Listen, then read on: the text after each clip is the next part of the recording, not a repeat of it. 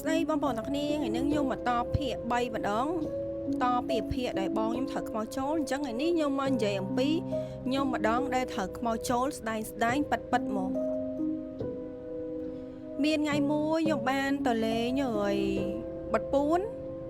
នៅវាលស្រែមួយនៅខាងលិចនិយាយទៅកន្លែងហ្នឹងគឺភាគច្រើនហ្មងគឺមានដើមឆ្នៃដើមចកាហើយនឹងព្រៃនៅវាលស្រែដឹងស្រាប់វាមានព្រៃហើយនៅហ្នឹងនៅក្បែរហ្នឹងវាមាន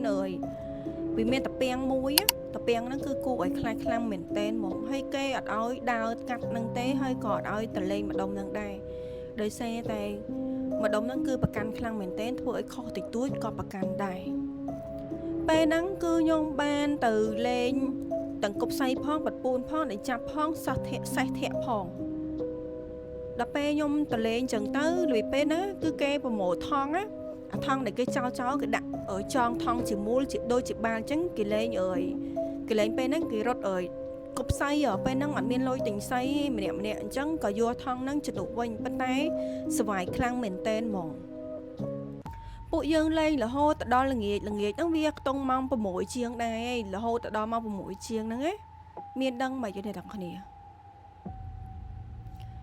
ខ្ញុំក៏បានត្រូវខ្មោចពេលហ្នឹងគឺគេរៀងលុយថារៀងមកផ្ទះអស់ហើយលុយថាមិនមែនមកផ្ទះអស់អីទេ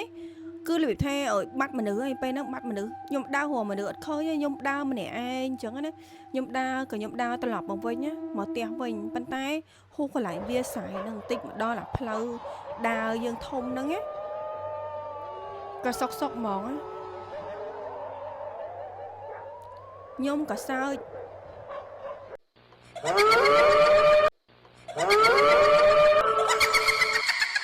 ហើយដល់សុកទៀតហ្មងខ្ញុំក៏យំវិញ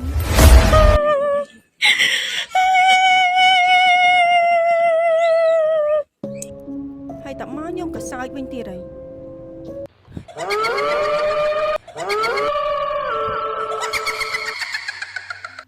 ខ្ញុំក៏យំវិញ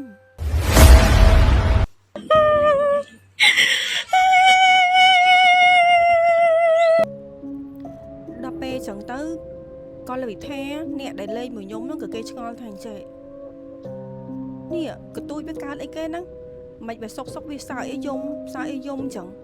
ដល់ពេលហើយក៏គាត់ហៅគ្រូម្នាក់មកមើលខ្ញុំពេលហ្នឹងក្មេងៗគឺមកហូបខ្ញុំគ្រប់គ្នាហ្មងហូបណាហើយខ្ញុំនៅតែសើចយំសើ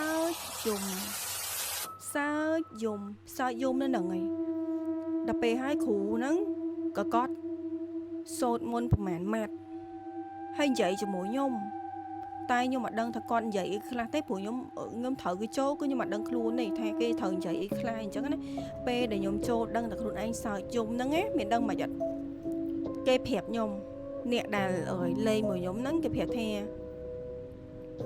ចុះកទួយហែងកើតអីគេមានសុកសើចយំអញ្ចឹង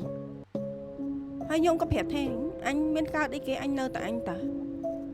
ហើយដល់ពេលបន្ទាប់មកអាពេលដែលគ្រូកំពុងតែមើលខ្ញុំអញ្ចឹងណា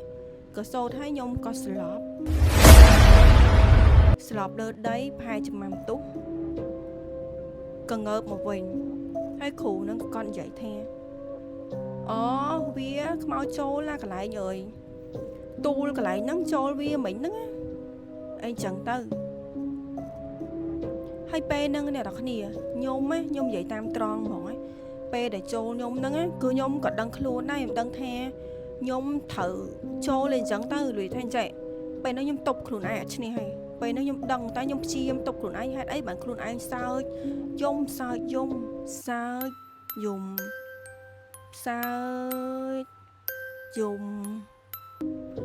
្ញុំឆ្ងល់ថាហេតុអីបានខ្លួនឯងទៅអញ្ចឹងខ្ញុំប្រឹងទប់ខ្លាំងមែនទែនប៉ុន្តែអ្នកនរគ្នាត្រូវដឹងថានៅពេលដែលវាចូលគឺយើង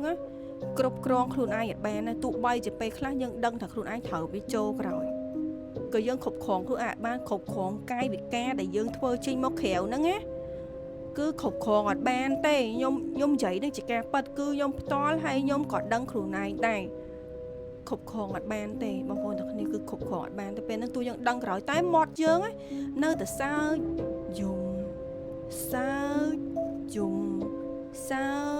យំនៅនឹងហ្មងវាអញ្ចឹងណា អូខេអញ្ចឹងវីដេអូហ្នឹងគឺមានតែប៉ុណ្្នឹងទេអូខេកុំភ្លេចជួយចុច Subscribe និង YouTube ហើយនិង Facebook TikTok ខ្ញុំម្នាក់មួយផងអូខេបាយបាយ